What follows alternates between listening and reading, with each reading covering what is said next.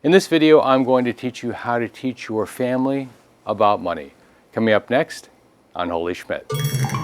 Holy Schmidt! There's a lot of conflicting advice about money out there. Money is the root of all evil. You can't buy happiness, and money isn't everything. But then we hear a penny saved is a penny earned. Time is money. Money talks. This video is going to put the topic of money where it belongs, on the table in a non-judgmental way. Money is neither good nor bad, it just is. All right, let's get into it, but before we do, please make sure you click subscribe and notifications so that you get alerted the next time I post a video. I post about twice a week. Point number one, stay out of consumer debt. This is credit card debt and personal loan debt. Credit card debt and personal loan debt are extremely expensive types of debt. And in fact, I've heard more horror stories about people in credit card debt than any other type of debt. In fact, all other type of debt combined.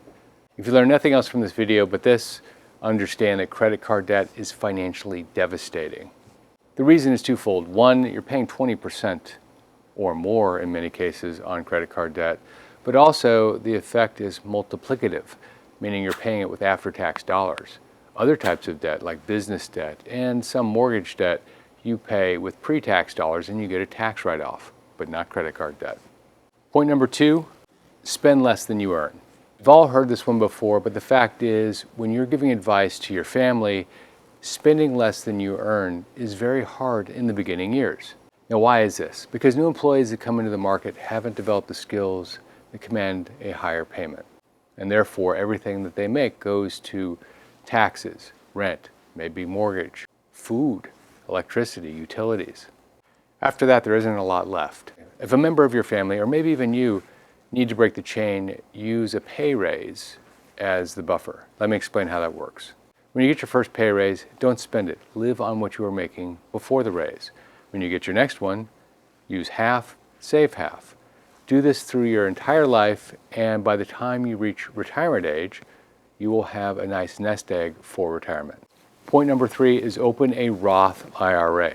This is one of the most underrated vehicles, and in some circumstances, it blows away a regular IRA, especially for someone who's new in the workforce and doesn't make a lot of money. The rules of Roth allow the contributor to put in $6,000 a year into the Roth, assuming that they don't meet certain higher income standards, which new employees probably would not meet. A Roth lets the contributor deposit $6,000 per year into the retirement account. You have to do this with after-tax dollars, so it would be a lot like funding a trading account at a brokerage firm.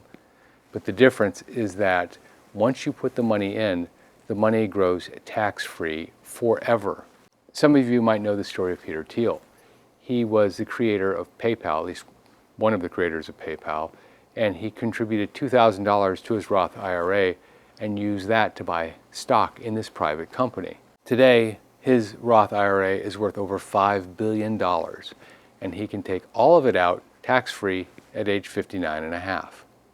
But the fact is, your kids probably won't have access to that type of investment. More than likely, they'll have access to a mutual fund or a index fund. But let's just say that they took the maximum contribution starting at age 22, that's $6,000 a year, and put in $6,000 a year every year until age 30 and then stopped. And they took that money and they put it into an S&P 500 index fund. The S&P 500 index has returned 10.9% per year on average over the last 40 years. So they would have contributed $54,000, and at age 65, that $54,000 would be worth $3.16 million, and they can withdraw it all tax-free. Point number four is understanding the importance of insurance and exactly how it works. Most people have four types of insurance: health, life, auto, and home. A very large portion of the people who have health, life, auto, and home are underinsured. But it doesn't have to be that way.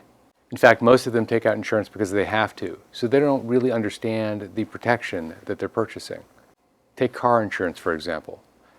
If you walked into a dealership tomorrow and you put 10% down on a car, and that's a pretty common down payment, and you drove it off the lot, immediately it loses 10% in value. 6 months later, it will have lost another 10 to 15% in value. But the loan would still be close to 90% at that point in time. If someone got in a car accident under that scenario and the car was totaled, and hopefully they were okay, they would owe the difference between what the insurance would pay, which would be, in this instance, between 75 and 80% of the price of the car, and the amount on the loan. So they'd have to come up with another 10 to 15%.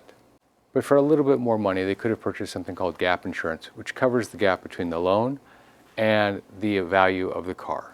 If you own a single family home, the value of that home is determined by the structure and by the land. Home insurance only covers the structure, not the land. Why? Because land doesn't really burn down. But let's just say you had a home fire and your home had gone up in value by 20% over the course of the last 3 or 4 years. If you were only insuring the value of the structure and that cap was set 3 years ago, you wouldn't be able to rebuild your house. Teaching your family to ask what-if questions and scenarios. What if the value of my home goes up and you've insured it for a value of $250,000, but it goes up to $350,000, or at least the structure does? What happens to the cost of the other $100,000? The what-if questions will save thousands, maybe even tens of thousands of dollars, and this is especially true when it comes to insurance. The next point is for them to develop a strong relationship with one or more banks. A very large part of banking is credit, but another part of it is your relationship with that bank. Remember, there are real people on the other side of that discussion. If you need a loan for a home or a car or a business, it's a little bit easier to have that discussion and potentially have a better rate if you know the person personally that you're talking to. So, job number one for your kids is to go out and at least open a checking or a savings account, if nothing else. The last point is to get and protect your credit at all costs. Now, a lot of people say, I don't need credit. Yes, you do. You may not need it today, but you'll need it in life. Your kids will need it in life. Your grandkids will need it in life. You need credit to buy your first house. You need credit to start a business, more than likely, at least if you want to build a big business. You need credit to help your child or grandchild with their lease if they need a cosigner. You need credit for a lot of different things. You may not utilize it, but credit is important. In fact, if you take out a home loan and you have good credit, they charge you one rate. If you have okay credit, they charge you another rate. If you have bad credit, they don't give you the funds at all. The difference between good credit and okay credit might be 0.5%. 0.5% on a loan that's $200,000, $300,000, $400,000, depending on where you live. Maybe it's even more than that. Could be tens of thousands of dollars over the life of the loan. Now, how would you advise a family member to get credit when they don't have credit? Well, first, to go out and get a credit card. If they don't have credit, it's probably going to be a secured credit card. You put $500 or $1,000 on deposit with the bank. The bank then gives you a credit line, and you use that credit line and pay it off every single month. At the end of a certain period of time, it's usually 12 months, they give you your deposit back if you've had good history with them, and the secured credit line becomes an unsecured credit line. They then continue to use the credit line and pay it off every month. They'll buy a shirt and pay it off, nothing large. It's important to use it, but not abuse it. That's step one. Once they have an unsecured credit card, other things become easier. A car loan, for example, becomes a lot easier if you have a credit card. Then once you have a car loan, getting a home loan becomes easier. But step number one is to get a credit card and use it and pay it off every single month. By the way, good credit is important no matter what your age. So if you're in retirement or entering retirement, you should focus on keeping your credit score up. If you like this video, please make sure you click subscribe and notifications so that you get alerted the next time I post a video. Retirement information is changing fast, and I work very hard to get what's out there and here for you. This is Jeff Schmidt. Thanks for watching. I want to extend a special thank you to Stephan, who filmed the video, The Millionaire Investing Advice for Teenagers. Some of the content on this video is inspired by that video. I'll put a link to his video in the description box below.